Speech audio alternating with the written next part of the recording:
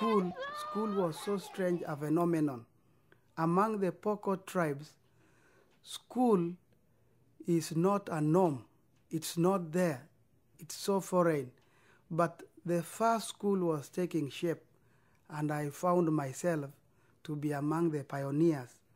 As we went on in our teaching and learning process, we were able to read and write, and that was magic.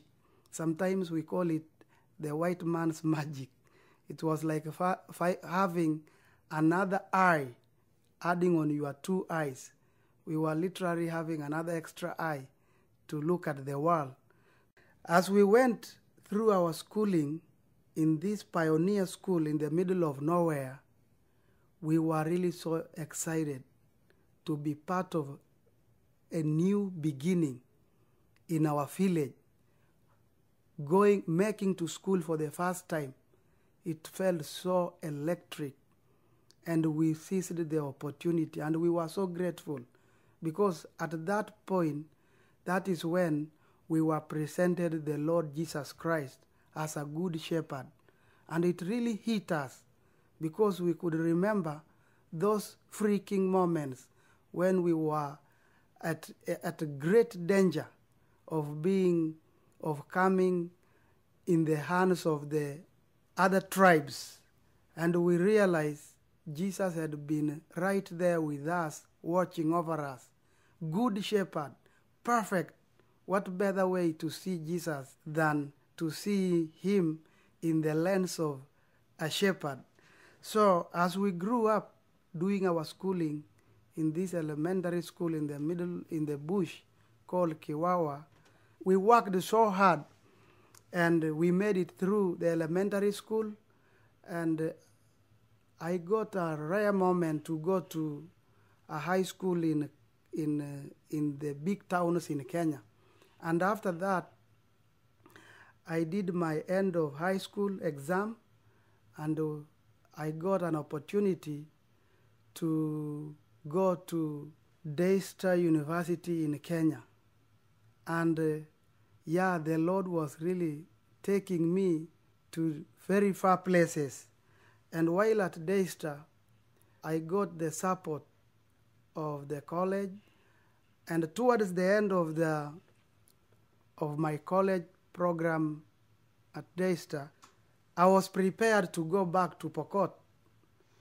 And that was my position, and I was really humble, because Nairobi, where Daystar is, and Pokot were in every way worlds apart.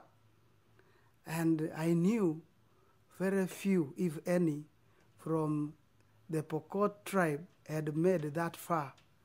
I counted myself the most privileged, and I was so grateful and excited to go back to the village and begin some projects, work with the tribes in helping things out.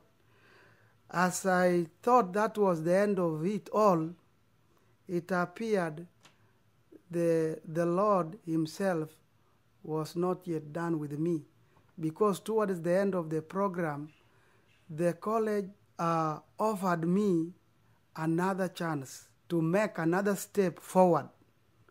I was offered by the university an opportunity to come and study at Bethel University in the Twin Cities. And as I got over here, that's when I really had that profound cross-cultural experience, because I met so many people. I attended classes with American friends, met great professors at Bethel, and even ventured out, visited friends' houses and families, was able to have and enjoy American foods like pizza, burritos, lasagna, latte, and most of all, I got to see snow for the first time. All these experiences, for someone with a background like I had, were incredible. and they were phenomenal. There were things I knew it can't be.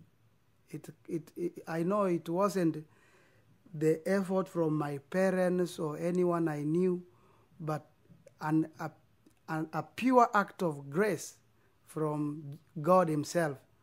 And I thanked God even more because he was really doing what I consider an extreme makeover in my life. The Lord had really worked overtime. And as I interacted with a friend, I remember one point running into a dear friend at Bethel College called Nathan Roberts. And he told me, hey, how are you? Where are you from? I would answer those questions. And he said, would you like to go for broom ball? But I didn't know what broom ball is all about. But I realized he was inviting me for something. Then I said, yes. Well, we would still go for the broom ball, which was exciting, although I fell down so many times. I feared I would break my leg or back, but it was really exciting. It was quite an experience.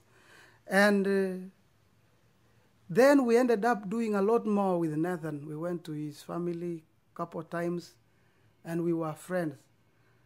And at the end of my program at Bethel, it was so hard to leave, to part ways with Nathan, but I knew we would always talk over the internet or things like that.